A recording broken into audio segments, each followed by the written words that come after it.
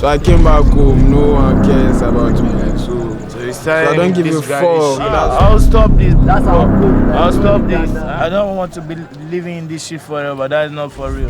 Most of those who are 13, 14 just need 5 years of substance abuse to become useless. So if the leaders don't come together and then work sometime before the next 5 years, Nima Mamobi will not be a good place for us.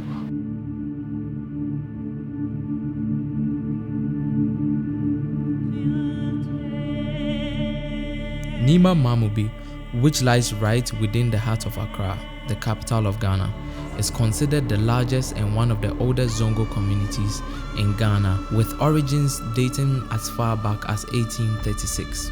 Nima is a Muslim-dominated area, but it however exhibits great diversity in religion and ethnicity and is largely considered Islam.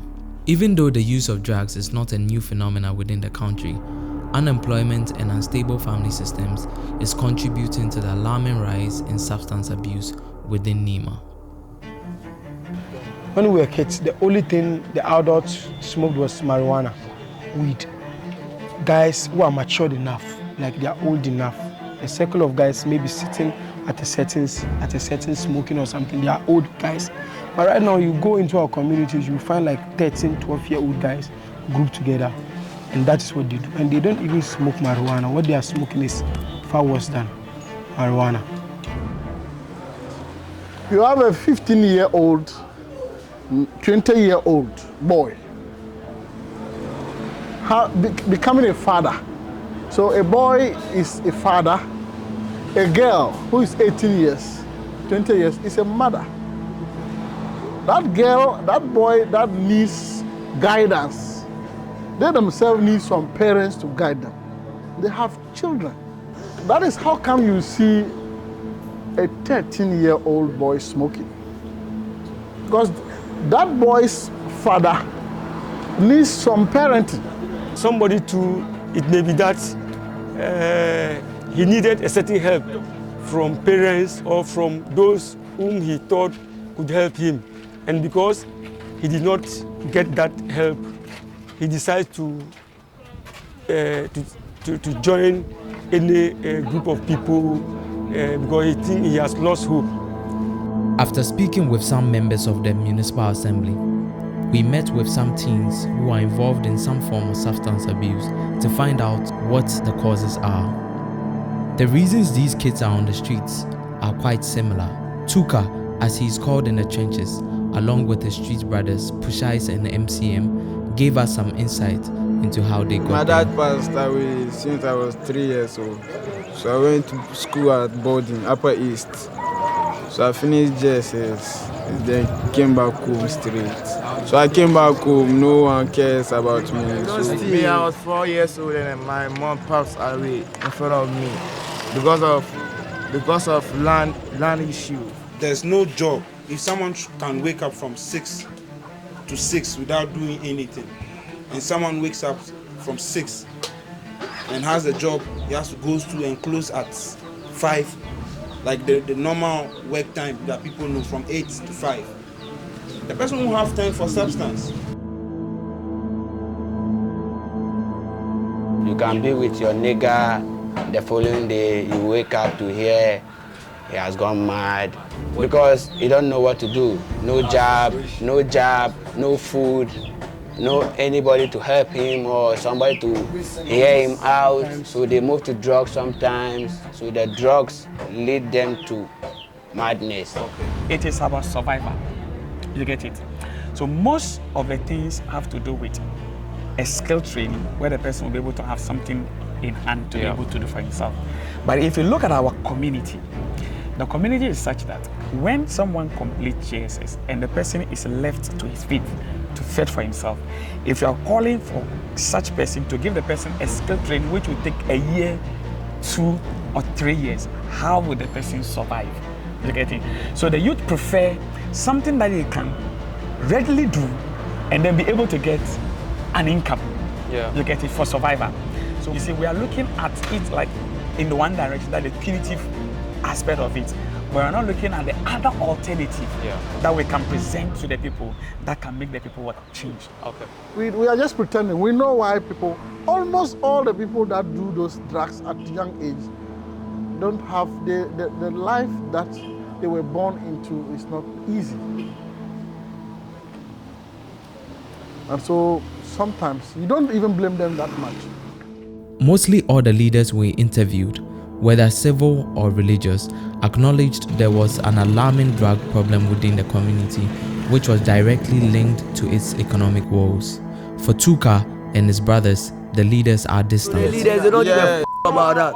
That's why we still trapped. They be haters, they always come here, scatter here. We are not thieves. But you know the leaders, one thing they get it wrong that they see you smoke. They think you dump. Like they think you dump. No, you ain't dump. Where do you get the drugs on the street? Oh, you know, like probably buy from some couple pushers back there. Like there's so many different kinds, so many drugs. But so, no, we take what we can take. We don't around. We don't steal. We are not thieves. We are not thieves. Like we got ourselves. Aside this weed, what other thing do you take? Benali, codeine, and alright, you know.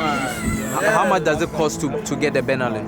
The Benalin, you know, it costs. It costs a lot. Like, 2 million. Like, yeah. How many times? Wait. How many times do you take Benalin in a month? You? A month. Yeah. It depends. I take like. In a week, when you got the funds, we can't be doing it every day. So we have to check our clients. Hey, shiesty. No, we ain't trying to live this life for too long. Like, you know, probably you're gonna get out of it. We don't wanna stay in this. We're just doing it, like doing it for now. Like, I can wake up, decide not to smoke a blunt. I'll be okay. I'll be fine. F that. What do you want to be again? Nurse. You want to be a nurse? Why is that? My friend, I was attending school at Benaz, Kotowabi down with my friend, and his brother was a nurse, and he used to talk to me about that, and that was his interest there. I like that. It motivates me with that way. Going through the trenches, as they called it in Nima, and speaking to some brothers back there made it even more apparent how serious the drug problem is and the urgency required to deal with the drug situation before it's too late for us all. The question is, where do we start from? It behoves upon us as members of the community to start preventing this from a tender age, because if you want a plant to grow properly, you start nurturing it from when it starts germinating, you understand? But today you enter into a mosque and the imam would not speak against it because the same people giving the fi sabilillah are the same people perpetrating that. So he will not speak against it. You get it? There is a motivation, there's a financial motivation to ensure that everything stays as it is. Each and every leader is working individually. They are not working together to achieve a common goal. So that too is a very big factor. If the leaders can come together and then work as one to achieve just one goal, within, let's say, 5 years, we've achieved this, it would have helped us. Let's say substance abuse, as my sister said earlier on. If they could have come and then work on substance abuse for just 5 years and see the outcome, it would have helped. Those guys are calling us to come and help them, but we neglected them. They are calling. Some of them knows that kind of attitude, that kind of life is not good life. Some have already understand and they want to quit, but because of they are addicted to it, they can't. And we have to, extend our hands to help them. We should avail ourselves for them to come to us, but we also should take steps to get to them and talk to them. People just group themselves and they're smoking, and nobody says anything. Yeah. It's kind of subtly endorsing what they are doing. We may not be able to stop them, but we need to make them uncomfortable doing it, so that others know that it is not right. if nothing is done, the situation is going to escalate. And I tell you, it is going to be a national security issue. Yeah, it scares me a lot because I can also maybe give birth one day and maybe I can see my son doing that if we didn't find a way to change that.